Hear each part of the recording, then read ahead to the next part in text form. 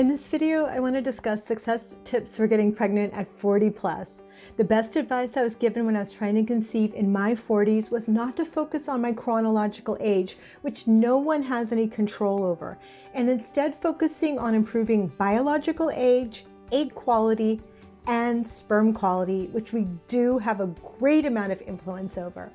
My name's Charlene Lincoln. I'm a women's health and fertility expert, and I became a first-time mom at 42 after struggling with my own fertility issues. I used all natural solutions, and that's what I love sharing with you. If this is your first time here, subscribe for more tips on optimizing your fertility naturally. Click the bell to be notified of my next video. Okay, what did I mean by improving biological age? Chronological age is how many years we have lived on this earth. In contrast, our biological age is how fast our body is aging. How fast we age, for the most part, is completely up to us. There are several key things one can do to turn back the hands of time, and this is really important when it comes to fertility. Research shows that we can see how well we are aging by viewing our telomeres. These are caps at the end of our DNA. As we age, our telomeres get gradually shorter and shorter, and this is like sand in the hourglass, ticking away the years of our lives. When our telomeres get too short, our DNA is no longer protected. So when cells divide, errors will be made, causing chronic conditions like cancer and other chronic medical conditions, including fertility issues. So when women say, I'm 42, I'm 44, I'm 46, can I still get pregnant? I say, it's not about your chronological age. As long as you are menstruating regularly, it's more to do with your biological age. I've met women in their 40s who are biologically 10 years younger and 10 years older. I'm going to share with you 10 ways to slow down the aging process and safeguard our fertility. This is super important. You will not want. When I was trying to conceive in my 40s, I was terrified it was too late. Fortunately, I came across information that taught me how to optimize my fertility. My mentor wrote up a report that I'll share with you, but first watch the video. You will really benefit. Now, on to 10 ways to maintain healthy telomere length to protect our fertility. Number 1, reduce stress by meditating or doing mindfulness exercises. This can take 10 years off our telomeres. I like guided meditations that guide me in quieting my mind, connecting with my breath, and refocusing my thoughts. I'll put some links to free guided meditations in the description below. Prayer is also very powerful. A mantra I repeat is pray more, worry less, and then I pray. Number 2, exercise. This also can take 10 years off our telomeres. Fertility experts I've interviewed recommend HIIT, I don't know if I'm saying that right, or high intensity interval training. Number 3, eating a healthy diet can take 5 years off. What exactly is a healthy diet these days, especially in regards to fertility?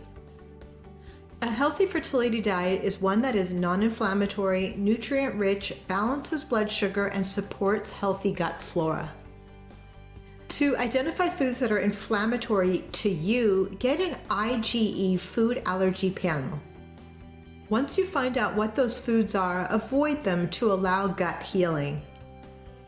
An inflamed gut is unable to extract nutrients from food and from supplements and creates a condition called leaky gut. Leaky gut compromises our health and fertility. Healing your gut is the foundation of healing any health issue. Choose foods that are low on the glycemic index to maintain healthy blood sugar. Also, eat a quality protein with every meal and minimize carbohydrates. Balancing blood sugar throughout the day is one of the most powerful ways to keep your hormones in balance. I will put a link below to a glycemic index chart. Also, minimize grains and dairy. And cut out processed foods and gluten. Gluten-free processed foods should also be avoided as they spike blood sugar. Number 4, maintain an ideal weight. This can take 9 years off your telomeres. Women should aim for a BMI or body mass index between 20 to 24.9 for fertility. Number 5, sleep at least 7 hours and do your best to be asleep by 10 p.m. Being asleep by 10 p.m. allows the adrenals to recharge, which, you guessed it, is important for fertility. And sleep is when the body heals and restores. Number 6, maintain healthy relationships and let go of toxic people that zap you of your joy. Here are a couple that I'm adding for fertility. Number 7, test and dose vitamin D to optimal levels. Optimal for fertility is 50 to 70 nanograms per milliliter. Fact is, most infertile couples have found to be vitamin D deficient. Make sure it's optimal levels and not normal levels. That's quite a big difference. And make sure to request a 25-OHD test. It's the better marker of overall status. Number 8, test your thyroid to make sure it is in optimal range. TSH, or thyroid stimulating hormone, should be between 1 and 2, but closer to 1 for optimal fertility, with all other markers also in optimal range. I'll put thyroid markers to test for and the optimal reference ranges in the description below. And always request a thyroid antibodies test. According to the website Verywell, the presence of elevated anti-TPO thyroid antibodies is associated with preterm labor and Hashimoto's, an autoimmune thyroid condition. It's not uncommon to have positive TPO antibodies for months or years before your TSH levels rise to a point where you're diagnosed with hypothyroidism. Number 9, take a good quality prenatal, probiotics, and omega fish oil starting 4 months prior to conceiving.